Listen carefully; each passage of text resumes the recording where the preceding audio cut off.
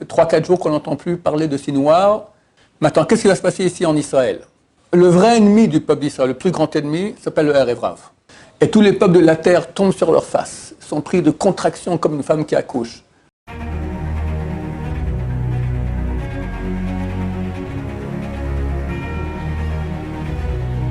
Ce jour dédié pour l'élévation de l'âme de Léa Bat Tamar, Zechat Tzadek Livracha Be'ezrat Hashem. Je vous ai réunis ici de façon extraordinaire, non habituelle, à cause de l'actualité qui devient de plus en plus brûlante, et je voulais vite faire ce cours avant que ce soit trop tard, pour mettre encore le camp, le mettre en ligne. Ça sera un ajout par rapport au dernier cours que j'ai fait sur le sujet, qui est pour aller le voir sur le site, intitulé Embrasement, Hezbollah, Israël, Iran. Voilà. Donc on est en guerre avec Hezbollah. Hezbollah, c'est Hezbollah en français, mais je donne le terme en hébreu et en arabe. Hezbollah, les troupes de Dieu, avec à leur chef Nasrallah, le vainqueur au nom de Dieu. Marshmam, que Dieu efface leur nom, d'accord? Qui, déjà en 48 heures, 50% de leurs armes ont été déjà descendues, n'existent plus. Presque tous les commandants ont été tués. Tout le monde connaît l'histoire des beepers, d'accord? 500 blessés, 500 aveugles, des milliers de blessés, plusieurs morts. À 2 fois, on ne connaît même pas les chiffres parce qu'on dit qu'ils donnent des faux chiffres. Bon, on va vers la victoire.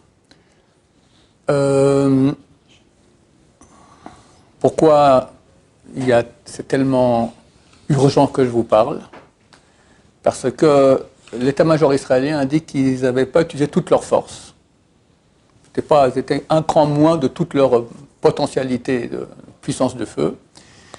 Et hier, Herzl Halevi, le chef de l'armée, a dit qu'ils allaient maintenant augmenter la puissance d'attaque.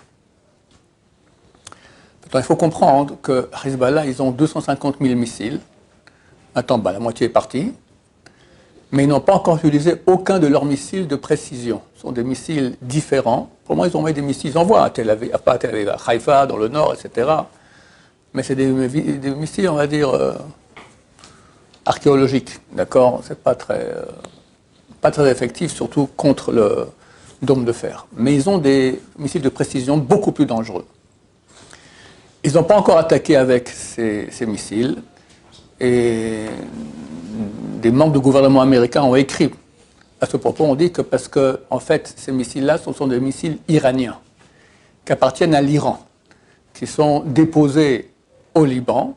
C'était en cas où Israël attaquait l'Iran pour détruire leur centrale atomique, alors l'Iran avait un moyen de dissuasion ou d'attaque ou de vengeance, d'accord, au moyen de ces missiles-là.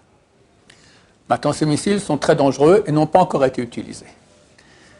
Ces mêmes membres du gouvernement américain ont dit que l'Iran attend, et s'ils voient que leur plateforme iranienne dans la région, il y avait 2 plateformes, il y avait Hamas au sud et Hezbollah au nord. Hamas au sud, ça fait 3-4 jours qu'on n'entend plus parler de si noir. On ne sait pas, différence d'opinion dans l'état-major israélien, s'il est mort ou s'il a pris la poudre d'escampette. En tout cas, c'est bientôt leur fin, Be'ezrat Hashem. Il reste la seule plateforme iranienne dans la région, c'est Hezbollah, au Liban. Ces membres du gouvernement américain écrivent que si l'Iran voit que Hezbollah va commencer à disparaître, ils ne vont pas laisser faire ça, parce que c'est très important pour eux d'avoir cette main mise ici dans la région. Donc, à ce moment-là, ils vont utiliser ces missiles. Et continuent ces membres du gouvernement américain. Dans ce cas-là, disent-ils, on n'aura pas le choix, et nous, on devra attaquer l'Iran. D'accord? Si l'Iran attaque Israël trop gravement, Tel Aviv, etc., alors nous, on n'aura pas le choix, et on devra intervenir contre l'Iran. C'est pour ça que l'Amérique a déjà amené, dernièrement, ces derniers jours, beaucoup de soldats ici dans la région, parce qu'ils entrevoient une attaque sur l'Iran. Maintenant, vu que hier, le chef de l'armée, Herzl Halevi, a dit qu'ils allaient augmenter la puissance, donc on y arrive. C'est certain que dans quelques heures ou jours, Hezbollah va arriver presque à sa perte. L'Iran ne laissera pas, et l'Iran va attaquer, l'Amérique va attaquer, et il faut comprendre que si l'Iran attaque, ils savent très bien que l'Amérique va attaquer. Alors comment ils attaquent? Ils ne le font pas tout seuls. Les Iraniens ne sont pas des gens idiots. Ils vont parler auparavant avec la Russie, avec la Chine, avec la Corée, et il y a de fortes chances qu'on part en guerre mondiale. Maintenant, ça c'est l'analyse géopolitique. Il y a une Gemara traitée à Vodazara qui dit que deux peuples vont durer jusqu'à l'époque messianique. Rome et la Perse. Rome, ce n'est pas Rome de l'Italie, c'est la continuation, on va dire, spirituelle de Rome, c'est l'Occident, on peut dire l'Amérique. Il y a de fortes chances, d'après ce Zohar d'ailleurs que j'ai cité, que ce Shabbat, ou vendredi après-midi, le roi de Rome meurt, comme ça c'est écrit. C'est pas spirituel. Il faut comprendre que dans le Zohar, c'est pas forcément physique, c'est pas spirituel, qu'il perd son pouvoir dans le ciel. En tout cas, la Gemara, elle dit que ces deux peuples vont durer jusqu'à l'époque messianique. Là-bas, Tosfot, les grands sages d'Israël, de France, il y a 7 ou 8 siècles, disent c'est impossible que la Perse va durer jusqu'à l'époque messianique. Pourquoi? Parce qu'on a une Gemara dans Traité Yoma, page 10, qui dit que la Perse va tomber dans les mains de Rome. Donc si la Perse tombe dans les mains de Rome, il n'y a pas de Perse.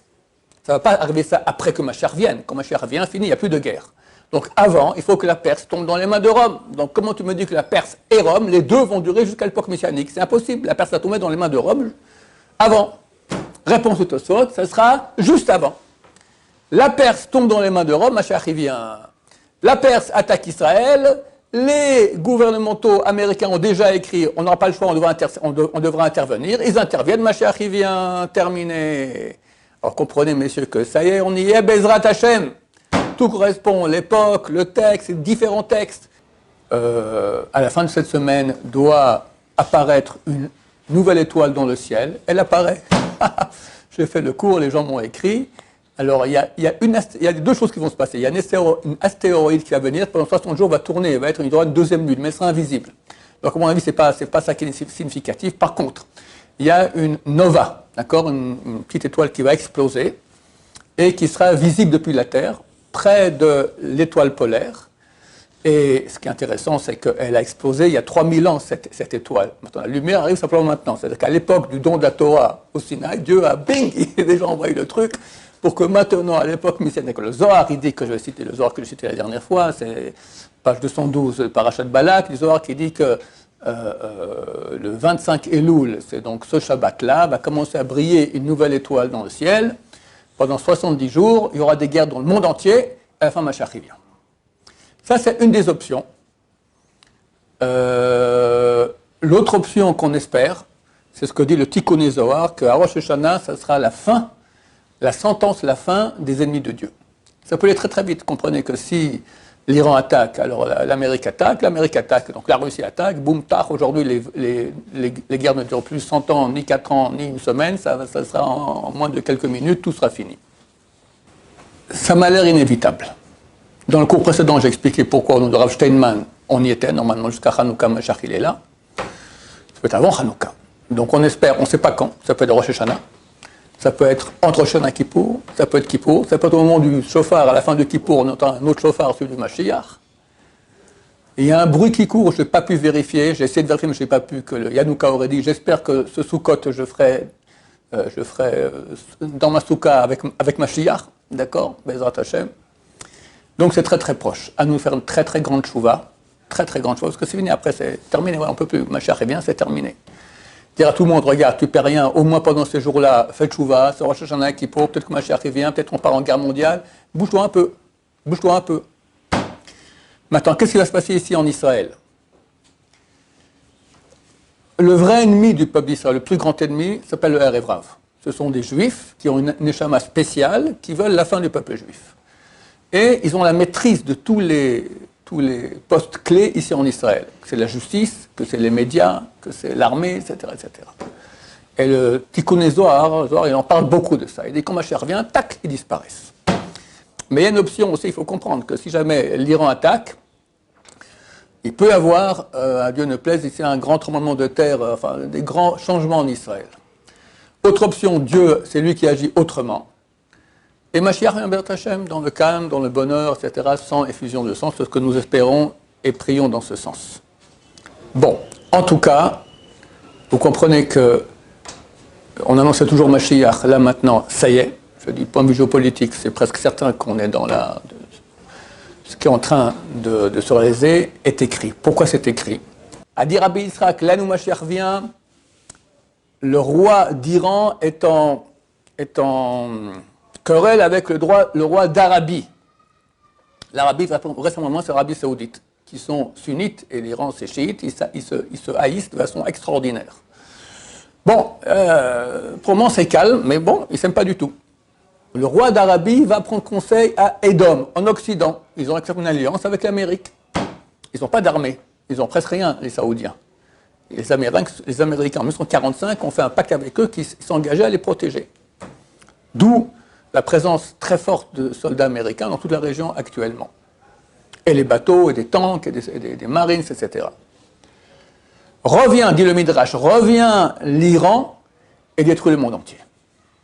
Comment l'Iran peut détruire le monde entier? Il suffit qu'ils attaquent les champs pétrolifères saoudiens, c'est fini. La bourse, elle pète, le monde entier, c'est le crash économique terminé. D'accord, c'est pas compliqué de faire ça. Et tous les peuples de la terre tombent sur leur face, sont pris de contraction comme une femme qui accouche. Et Bnei Israël aussi sont pris de panique. Dieu leur dit, mes enfants, n'ayez pas peur, le temps de votre Géoula, de votre rédemption est arrivé, n'ayez pas peur, tout ce que j'ai fait pour vous, tout ira bien. Donc on voit de nouveau aussi donc, cette attaque de l'Iran qui a l'air d'être très très très prochaine. Voilà. Donc, qu'est-ce qu'on doit faire? Comme je dis, je répète, il faut se bouger, chacun de nous, et faire bouger les autres. Chacun connaît les gens qui sont éloignés de Torah, essayer de leur parler, si au moins ils sont en progression, alors peut-être ils seront sauvés, parce que pas tout le monde sera sauvé. S'il y a une guerre mondiale, ou même Mashiach vient, d'accord, Mashiach, c'est à l'époque, il y a 3000 ans, il y a 2500 ans, quelqu'un voyait un prophète, c'était un rachat, il mourait sur place. Pour par un prophète, il était trop saint. Mashiach, qui pourra voir Mashiach? Qui pourra survivre à Mashiach? Il faut des mérites. Alors j'espère de tout cœur, je pense que Dieu va mettre la barre très bas, mais un minimum, d'accord? Le type, il est complètement out. Et il sait, si c'est pas de sa faute, c'est pas de sa faute, mais s'il sait, il faut réveiller les gens pour qu'ils reviennent maintenant, un minimum, leur dire, écoutez, il y a des chances que c'est la fin. Alors, faites pas une tchouva totale, allez, prenez pour un mois maintenant, commencez à pratiquer un peu. Déjà, peut-être ça les sauvera, Bezrat Hashem. Baruch Adonai, l'olam, amen va amen.